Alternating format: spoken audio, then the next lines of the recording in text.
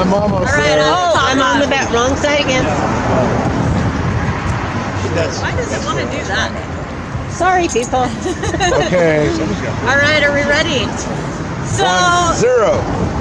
okay, today in court, we're definitely seeing why they let Oregon go first. You know, we were always wondering, like, what the heck, you know, Oregon happened so much later, yet when they were arrested, they went right into court and we had to wait like a year. And I truly believe they wanted to go to court in Oregon and figure out what their mistakes were. And I think one of their biggest mistakes was trying to hide evidence. They were trying to hide these things that the agents did. And it came out with the defense. The defense brought all that to light. So here in Nevada, they're trying to bring all of the stuff that they think we're going to bring up to light right away for us. So, you know, we go back into the video from the truck. And there's quotes on the video, and you know, we all know that these quotes, you know, when they say things like, "Where the fuck is the sheriff? We've lost track of the people." They're joking. They say things like, "Shoot his dog first." It's a shoot first, ask questions later scenario. So what they did is the government pulled in a couple, and they may have messed with the video to make those other comments sound like more in the background. But when we went into cross-examination, Leventhal did an amazing job bringing all that up. You know, this guy, who is the guy that's on the stand right now? I can't even remember his name, but he is the spotter, the guy that's announcing the guns on the radio. And he said he's in fear for his life the whole time, and then he made these comments because it was a way to alleviate the stress and the fear. And that was the comments like, where the hell is the sheriff? Where the fuck is the sheriff? And if there was something to the point of the protesters on the southbound bridge yelled, "We're gonna come for you," and he said back, "If you come for me, there'll be hell to pay," or something like that. And he says, you know, that's him, you know, alleviating the stress. They're joking, they're laughing about these evil things that they've said. In cross-examination, though, it was brought up, you know, here you are, you're supposedly in fear of your life, you're joking around, you're saying things like, "See that fat guy over there? He's obviously not married." Other derogatory sentences, lots of cussing and laughing and talking about shooting people's dogs first. And so that was brought up, and I believe that the jury really didn't believe that, you know, he was in fear for his life at that moment. In cross-examination, things got a lot more heated. They brought up the memorandum of activity, and in his memorandum of activity, he did not put the picture of the 4 men in the truck in camo. There wasn't told who those people were. Not sure if they're in the indictment or not. There's a picture of a truck with 4 guys in camo in it.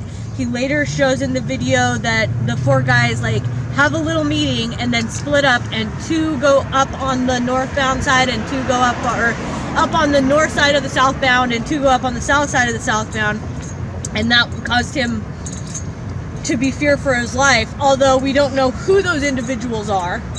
So, you know, they could be in the indictment or they could not. I'm not familiar with who they are. They also talked about the National Park Set Team and the fact that they were pointing weapons. And in the end, Leventhal or Engel said, you know, couldn't the people on the northbound bridge getting down behind the barrier, couldn't they be in fear for their lives because they were pointing weapons at them? Because you say here, you're in fear for your life. Would you get down if you had a weapon pointed at you? How can you say that that's not what's going on there? And then he also can't tell anyone when they were pointing weapons, but he did see it at some time. Let's see. At one point, Todd Engel is up there and he says, "You stated that there was more than 20 long guns in the wash." And then he pulls up a video and he says, "Can you circle 20 people with guns on this picture?" He could circle one person. So, you know, this whole time they're being like, there's so many guns, and they're calling out people with guns, with what they're wearing and where they're at. Another thing that I think that I heard is when they're playing this video and they're announcing what the people are wearing, they stop and say, "Where was that person?" In the direct examination, he says there's a guy in camo with a light colored long gun, and he says that person's down in the wash. He then later identifies Stephen Stewart, although he doesn't say his name, but in the picture of Stephen Stewart, he's not wearing camo. He has a green vest on that the guy then says, well, green or camo vest with a light long arm up on the bridge. Well, Stephen Stewart never went down in the wash, so either he was talking about different people and falsely identified Steve, or he doesn't even know what he's talking about. Because, you know, to me that was not brought up in cross-examination. Let's see what else here. Engel also was able to get him to call them protesters based on his MOA, and he fought it for a while. He's like, no, not protesters. He's like, well, in your MOA you did call them protesters, did you not? And so he said yes, and then he got to him to call them protesters over and over again. So that was really good to hear. You know, just that pure fact of in your MOA you can call them protesters. Here in the courtroom you can call them gunmen or an individual with a gun. Also, if you believe that someone was in danger, are you going to do anything you can to protect yourself and others from that danger? And then he goes to, because this gentleman was also an undercover agent during the beginning under, I can't remember the second guy we saw, but where he was asked if there were Metro in the Bunkerville area, not down in the wash, if that on the day prior, if there was Metro in the bunker, or not the day prior, earlier in the morning, if there was Metro in the Bunkerville area. And he tried to skirt that question a lot. There was lots of objections, but they were able to stick with it and finally get him to answer, and yes, there was. And then, and here, you know, Todd's arguing with the prosecution. I think it's Todd. Oh no, it was Perez. He's arguing with the prosecution, and he's saying, you know, this is what I'm trying to get to the question, and the objections are so intense by the government that we have a hard time even trying to get our questions out. I could even see the judge was getting frustrated with Nadia and with the defense at times, but you could definitely see she was getting more frustrated than I've ever seen her in court. But yes, there was a Metro in Bunkerville before they went down into the wash. And then he was asked, well, do you know how many? And he can't say it. Well, was it more than 10? Yeah, more than 10. More than 20, and he couldn't say. So we're sitting somewhere between 10 and 20. It was under Michael Johnson. He's one of the undercover agents under Michael Johnson. Then Leventhal, he was asked at one point to evaluate that day in his life as to the second, what did he said, the second most day to actual violence I have ever experienced in my life. Now, he's been in the military. They asked if he saw any war in the military, any combat, and he said no. And then he said that his first time was the Chicago shootings. Is that right? What Arizona shootings. Well, it didn't go into what shooting. And so, but that was the second most day.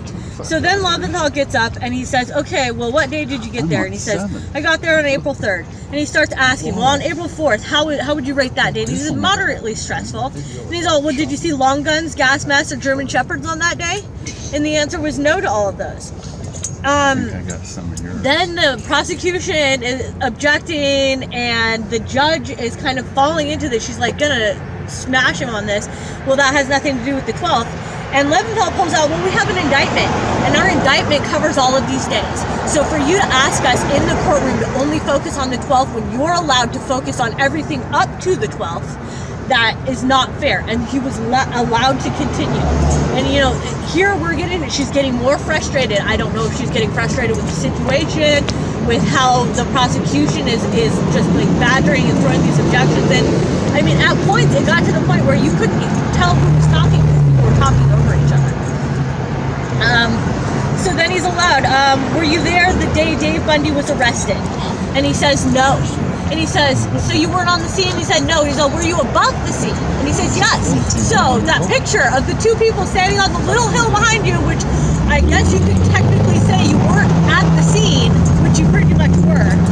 So he was there. He was then asked if in a sit-down interview with FBI Michael Pratt if he was said he was a spotter for a sniper that day. That was objected to, and we did not hear the answer to that question. So that's important information. And then we went back through, April 9th. How would you rate that day? Did you see long guns, gas masks, German shepherds? Going through this, and then the judge finally cuts them off. At one point, they put the video back on, and sheriff is asking for a command person at post 1. And they make sure that the jury hears that going out over the radio and the time that happened, because I believe that was around 11:30. And that's when you hear, then they go back and they play that little clip, because right after that comment, there's a very, very low comment where you can say this is pretty much a shoot first, ask questions later situation. And then the other guy goes, "I'm with you," and they both laugh, ha ha ha. So at first he didn't hear it, they played it again, then he heard it, we had to play it again so that he could definitely hear it. I had a hard time hearing it the entire time. I'm sure the jury also had a hard time, but they actually did get that on the record. Also, they start playing it again, and then they're stop. Did you hear that? And that was shoot his fucking dog. Shoot his fucking dog. And so that was also brought in. Now, mind you, we watched this whole video. You couldn't hear those comments because they've either raised they've raised the level of some of the other comments, or on that recording it's not as legible. But we were able to pinpoint that. I can't remember who it was, but at some point he said that a protester threw a sign and a rock from Southbound Bridge. And this was about the time when Dan Love came and walked up to the gate. And he also said that there were protesters that tried to start taking the fence apart. And then he said tried to in the first direct, and in the examine and the cross direct, he said that they were able to, which is not true. You did not see in the video that they took a piece of that fence down. So he's changing his story by himself without even asking questions. That was also not brought up, the fact that he did say two contradicting statements. So in the government redirect, I can't remember who was redirecting, but they asked him if he took a picture of that rock, if they took that rock into evidence, or they fingerprinted that rock. So the government comes back, because obviously if it was a weapon, that would make sense. The government comes back and says, were you able to make any law enforcement act that day? Pretty much bringing in the fact that MetroCam made them leave and they could not take that rock into evidence. Then it will talk about why you didn't point your weapon at the crowd, having to do with children. They're bringing up the children. They said women and children, but then the witness himself changed the question to just children. And that's why they didn't point their weapons. Also, they didn't use pepper ball because it could have been viewed as, or what was his exact words? If they did that, a war would break out. A war would break out. Todd Leventhal did amazing in his cross-examination. He got fiery. He's about frustrated with this whole situation and the way the judge is doing this, and he's not going to play a fair game anymore. Then let's talk about Jackson. Our lovable Mr. Jackson gets up to the stand, and he says, I can't even remember what his exact words were, but he's like, "Did you point your weapon at protesters?" And he takes his little hands out, and he's pointing his gun at all the jury, and they're just laughing. And, we were so frustrated with him in the beginning, because he went on and he, basically tried to throw everyone under the bus. And the jury just loves him. He's like this sweet old guy. He reminds me of Colonel Sanders or somebody.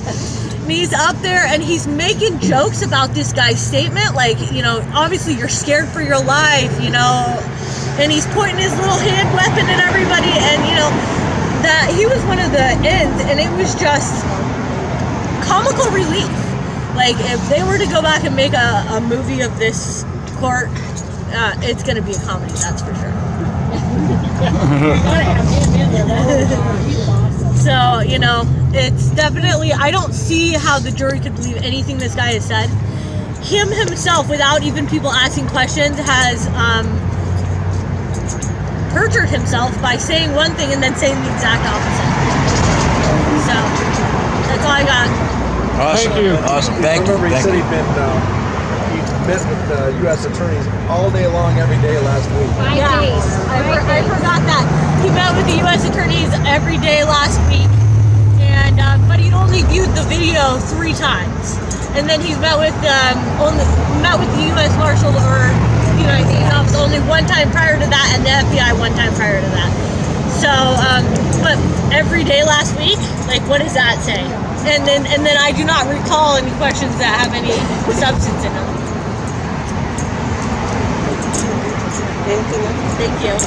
All right, thank you. Thank you. Back to everybody tomorrow. Alrighty, that's it. Here's all the flags. By golly, I can't believe this thing didn't cut out. My videos have been going through real good. Have they?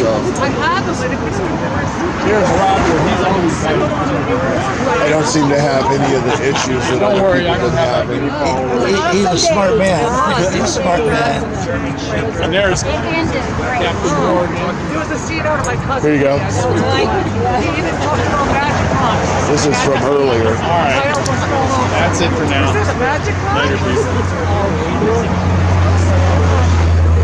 Thanks, guys. That came out really good. Yes, we Did should. you hear it? Heck yeah. I'm just trying to block the noise. Right? Oh, darn it. It's